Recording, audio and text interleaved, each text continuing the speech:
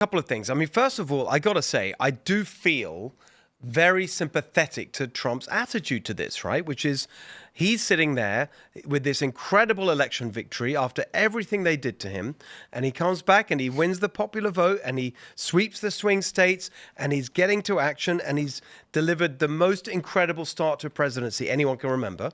And all these great things are happening. And I totally sympathize with his frustration. So that's the first point. But you're right to say that this is kind of a self-created thing, right? This is all from the way they've handled it.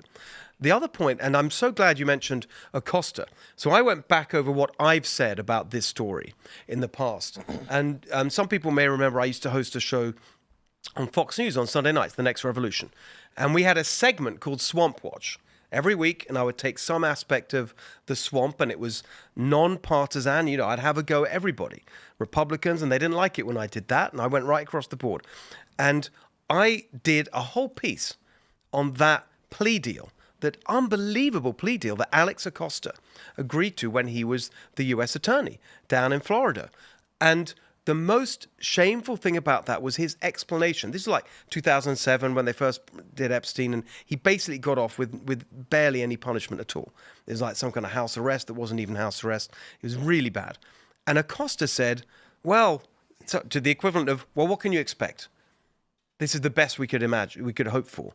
In other words, he's rich, he's powerful, so of course he's going to get something that's basically not a punishment at all. And I think that goes to the heart of why people are so fired up about this, because it's that same old story that the elites just get away with stuff and there's no accountability. So it's beyond just the details of the case.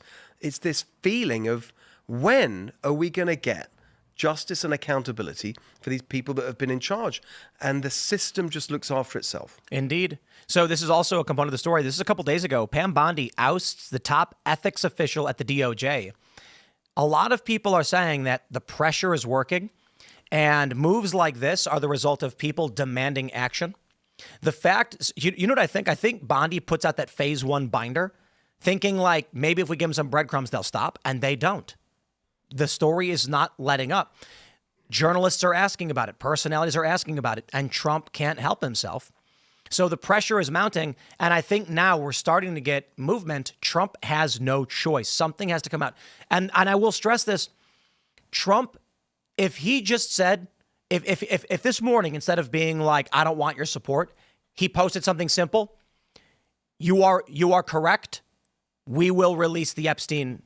We'll release everything on Epstein we can as fast as we can. Yeah. Everyone would be cheering. Democrats would be like, yes, and I still think he's got the opportunity to do that. But look, we know his character and his temperament. He's like, if you go for him, he just punches back. I mean, that's who he is, right? So this is totally in line with what you'd expect from him. However, he's, you can feel it in all the criticism from all the people, in the base and the leaders of that movement who are saying, as they make the criticisms, they're all saying, we love you, we want to support you. They don't want to get into a war with Trump. And the minute, exactly as you say, the minute that he actually makes a move in that direction, everyone will be cheering. So it's still an opportunity to do that. I just love it if he put out a truth like tomorrow morning saying, I'm just joshing, here are the files, and then he dumps them. He should. I want to push back on the idea that it's you mentioned the the supporters, right? The influencers and stuff. I think the influencers really would fall in line were it not for the fact that specifically Gen Z, but the young Trump supporters are so incensed about this. And I talked about this last night, how young people really have just taken this particular issue and have really just, it's really just offended them because they've dealt with COVID they've been lied to about COVID. They were lied to about Biden. They were lied to about so many things. They feel like they were lied to about whether or not our system works because they don't have the same opportunity that their parents had, or they feel like they don't have That's the same the huge point underlying all of this frustration and anger. I totally agree. And so I think that the influencers are actually being influenced by their viewers and by the base.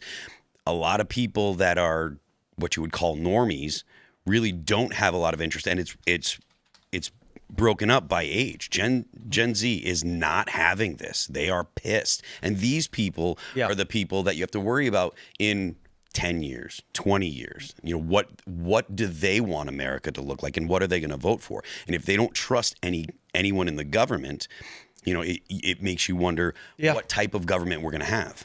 Thanks for checking out this clip from Timcast IRL. Make sure to watch the show live Monday through Friday at 8 p.m. Subscribe to this channel, and we will see you all there.